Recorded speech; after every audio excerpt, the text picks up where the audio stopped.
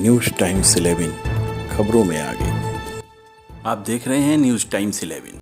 Kanpur police द्वारा पकड़े गए इस अंतर्राज्यीय सातिर ठग को जरा गौर से पहचान लीजिए, कहीं आप भी इसकी ठगी के शिकार तो नहीं।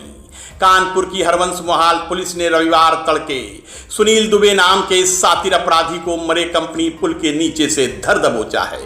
12 राज्यों में इसकी ठगी के काले कारनामे हैं। 25,000 का ये इनामिया अपराधी आधा दर्जन मामलों में कानपुर पुलिस में वांछित था। ठगी में साइबर क्राइम का एक्सपर्ट ये सातिर अपराधी क्राइम करने में इतना माहिर था कि कानपुर पुलिस को इसे पकड़ने के लिए आर्मी की वर्दी तक पहननी पड़ी और 2 महीने तक ये सातिर अपराधी 12 राज्यों में कानपुर पुलिस को छकाता रहा। ये आप देखिए कि ये जो एक्यूज है, इसका जो आपने क्रिमिनल रिकॉर्ड देखा होगा, 12 से ज़्यादा स्टेट में इसने जो क्राइम किया है। और अभी जैसा बता रहा था कि एमपी में जबलपुर में करीब 4.5 साल जेल में रहा है। तो ये एक इंटर स्टेट और बहुत ही पेशेवर, बहुत ही शातिर ये क्रिमिनल है, विशेष करके साइबर का, ठगी का, और लोगों को एक तरीके से अपने जाल में फंसा करके और उन पर विश्वास पैदा करके उनसे ठगी करने का। किस तरीके से जाल में फंसा? ये केस जो हम लोगों को मिला है, मैं आपको बताऊंगा। मई में 5 मई की डेट थी। एक आदमी आर्मी का Harbans railway station Kanpur central से उतरता है और ये उससे मिलता है और मिलते मिलते ये उससे परिचय बनाता है कि मैं भी आर्मी का, तू भी आर्मी का, और उसको विश्वास हो जाता है कि आदमी मेरा दोस्त हुआ। फिर उससे कहता है कि चलो होटल में चलते हैं, खाना पीना खाते हैं, तुम भी आर्मी को, हम भी आर्मी के। और फिर यहाँ पे हरबंस मोहाल होटल में आता है और ये लोग होटल में कमरा बुक कराते हैं।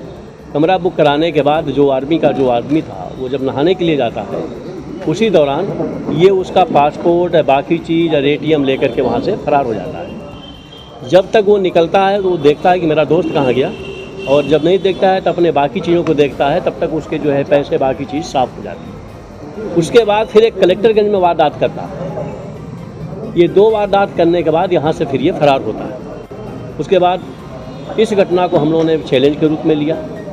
20 दिन तक स्टेशन के आसपास ढुकाए लगाया, आर्मी के बेस में, वर्दीधारी के बेस में अपने पुलिस को, जवानों को, कि शायद वो बंदा फिर आएगा और फिर किसी न किसी को ठगी करेगा। इसके जो भी थे, कोई इसका कोई डाटा नहीं था। डाटा नहीं होने के बाद फिर हम लोगों ने इसके जो बैंक में थे नंबर जिनके गया था, उन नंबरों को टटोलना शुरू किया।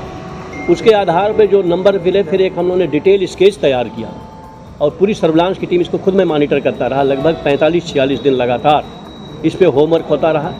और उसके बाद फिर नंबर निकलते हैं, लेकिन वो भी नंबर 1 दिन, 2 दिन, 3 दिन के बाद बंद होते चले जाते हैं। फिर उन नंबरों का हम लोगों ने डिटेल सर्विलांस लिया और बाकी चीज़ों को इंटरसेप्शन पे लिया, और ये लगभग 30 दिन हम लोगों ने किया।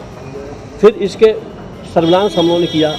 वो टेक्निकल जानते हैं आप, उसको डिटेल बताना ठीक नहीं है। यूज करता था और ये रूट को, ट्रेन के रूट को करता था। और इसको हम लोगों ने कलकत्ता से लेके चंडीगढ़ तक इसके केस थे, करनाल में, वहाँ पे, फिर मध्य प्रदेश में, झारखंड में, छत्तीसगढ़ में। पिछले 15 दिनों से हमारी टीम इसके पीछे पीछे और ये आगे आगे चल रहा था। और कभी ये मोबाइल बंद करता था, फिर खोलता था, फिर बंद करता था। जब तक हम पहुँचते थे तब तक उस प्लेस से वो दूसरे प्लेस पे चला जाता था। और फिर फाइनली जब इसका मूवमेंट हुआ है यहाँ पे, तो हरबंस मोहाल और बाकी पूरी टीम ने इसको अरेस्ट किया। इस पर जो क्रिमिनल रिकॉर्ड आप देख ही रहे हैं किस तरीके से है। इसका एक बहुत सातिराना अंदाज है। ये अपनी एक टीम बना के रखता है, विश्वास किसी पे नहीं करता। इसने पूरे 1 महीने के सर्विलांस में हम लोगों को इसने ये नहीं बताया कि मैं इस पॉइंट पे जा रहा हूँ या इस पॉइंट पे आ रहा हूँ। आप समझ सकते हैं कि कितना बड़ा मुश्किल काम अगर कोई नहीं बताता है, उसको ट्रैक करना, उसको निकालना। क्या देखा जाए, टीम का सरगना सबसे बड़ा यही था। ये तो मेन है, मास्टर माइंड है। लेकिन जिनके जिनके खातों में पैसा गया है, एक और बड़ी एक डिटेल इसकी इन्वेस्टिगेशन मैं कराऊंगा, इसको मॉनिटर मैं खुद करूंगा कि इसमें जितने लोग हैं, चाहे वो सिम प्रोवाइडर करने वाले हों, जाहिर सी बात है, एक मोबाइल और एक सिम ये 2 दिन से ज़्यादा यूज़ नहीं करता, उसको हटा देता है। अब आप समझ सकते हैं कि अगर 1 महीने में हुआ तो 15 मोबाइल, 15 सिम उसने यूज की। तो इस तरीके का रिसोर्स है और हमेशा ये ठगी जैसे ही करता था। अभी जब हमारी टीम लगी हुई थी तो पटना के आसपास जब ये कलकत्ता से रिटर्न कर रहा था, उस समय किसी में ट्रेन में इतने ठगा और उसका पैसा तत्काल उसने खातों में डिस्पर्स कर दिया।